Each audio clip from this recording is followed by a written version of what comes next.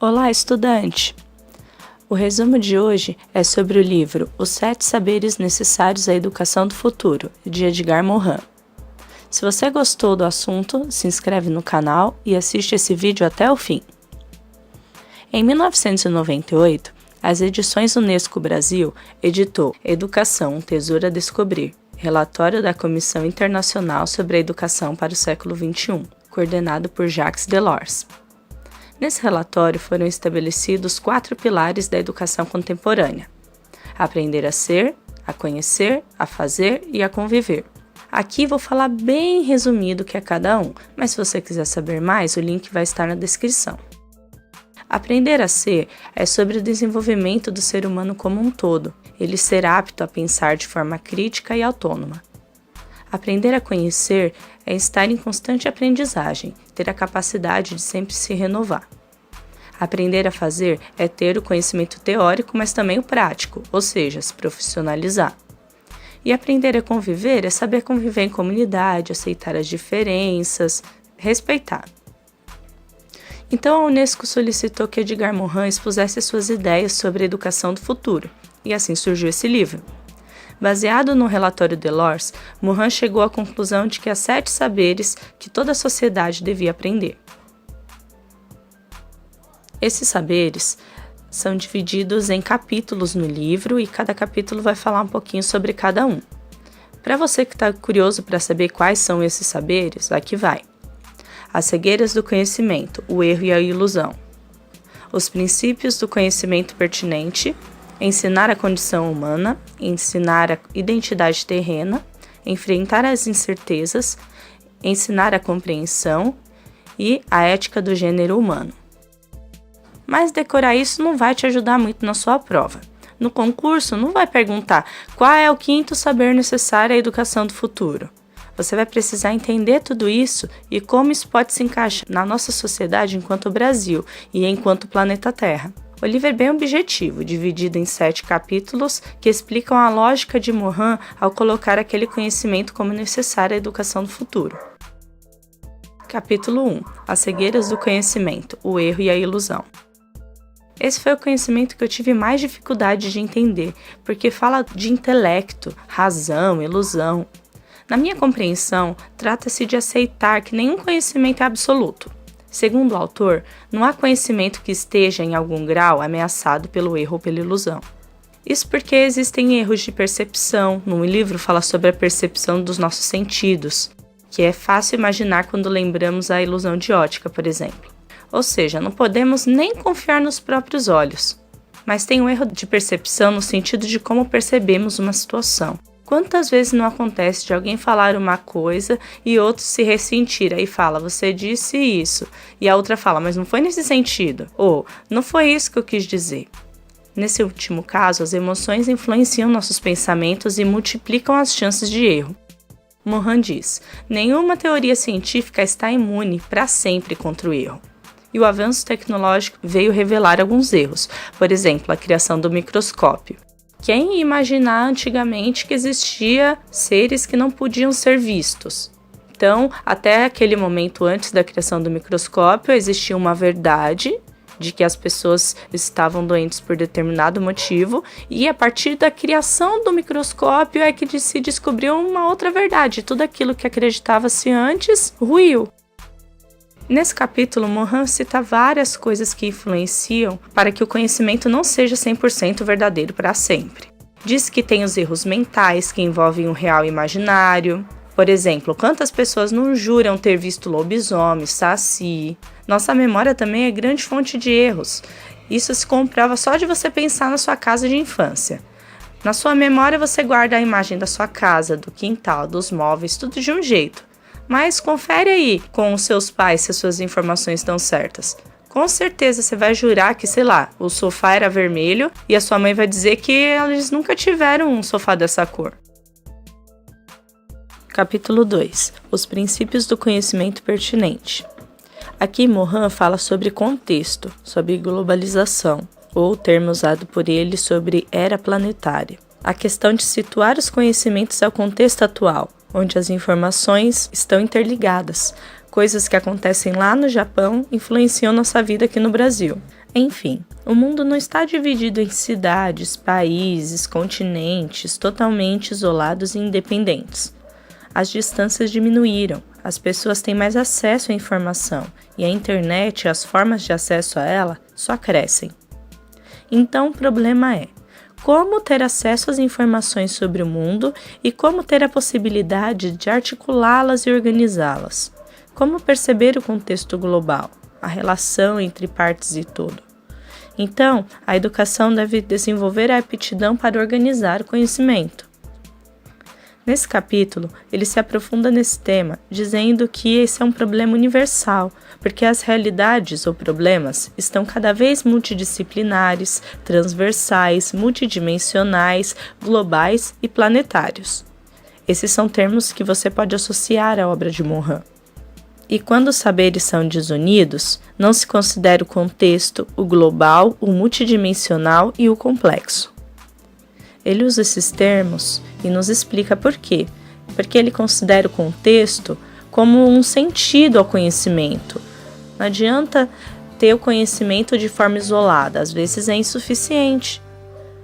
O global seria as relações entre partes e todo, e ele dá um exemplo para a gente entender melhor. A sociedade, como um todo, está presente em cada indivíduo, na sua linguagem, em seu saber, em suas obrigações e em suas normas. Então, olhar o todo, só o todo, às vezes não é suficiente para entender algumas questões. O multidimensional se refere às unidades complexas. O exemplo que Morin usa é o ser humano, o melhor exemplo, né? O ser humano não é só um corpo com um monte de órgãos que nasce, cresce e morre. O ser humano tem essa parte biológica, mas também, ao mesmo tempo, é um ser psíquico, social, afetivo e racional. A sociedade, que é o segundo exemplo que ele usa, não é só o que vemos hoje. Tem uma dimensão histórica, econômica, sociológica, religiosa, enfim, não dá para isolar uma parte e tornar aquilo como verdade. E o complexo é o que junta todos esses conceitos, que no seu sentido literal mesmo já quer dizer o que foi tecido junto. E ele fecha a explicação dizendo que a educação deve promover a inteligência geral, para compreender o complexo, o contexto, de modo dimensional e dentro da concepção global. Capítulo 3. Ensinar a condição humana. Aqui fala sobre o ser humano em si. Apesar das barreiras geográficas e culturais, somos todos seres humanos e devemos reconhecer a nossa humanidade.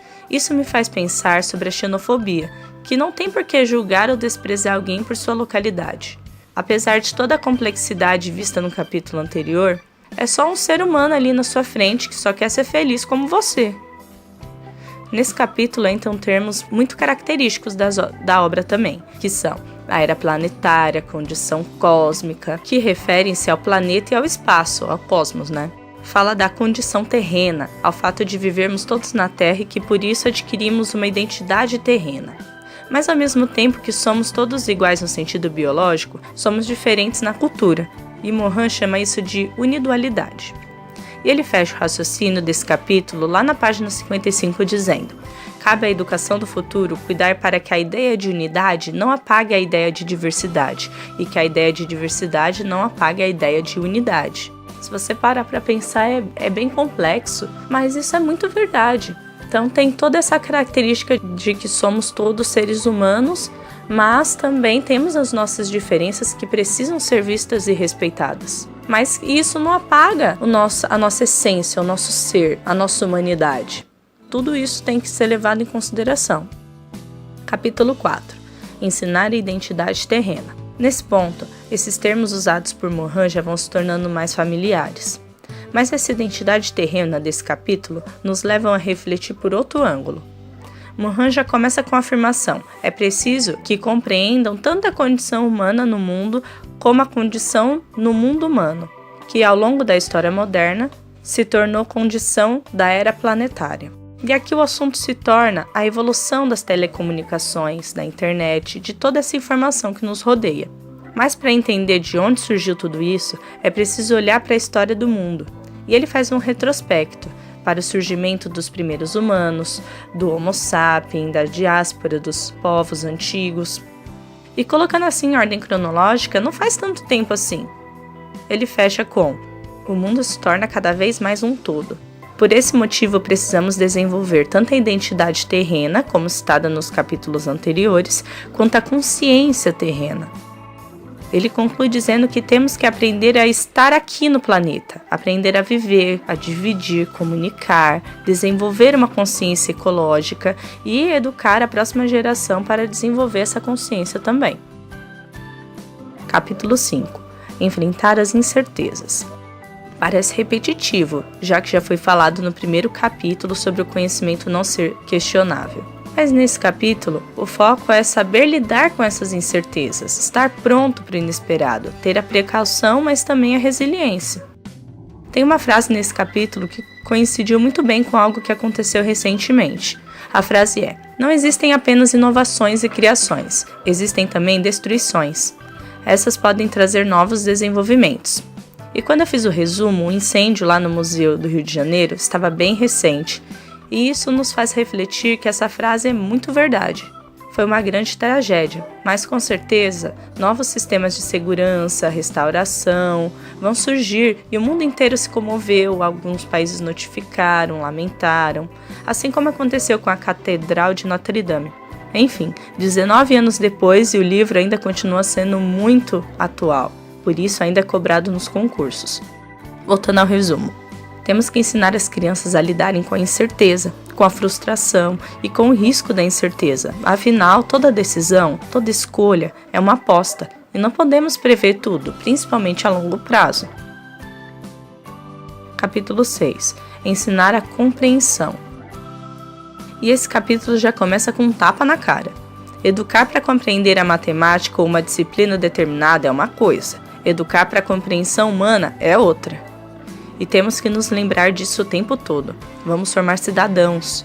Está certo que para exercer a cidadania, o aluno precisa aprender certos conteúdos, mas nunca perdendo o objetivo principal.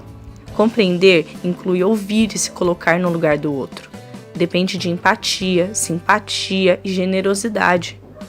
Entender que às vezes o que é bom para mim pode prejudicar o outro e nesse caso eu tenho que abdicar da minha vontade por um bem maior.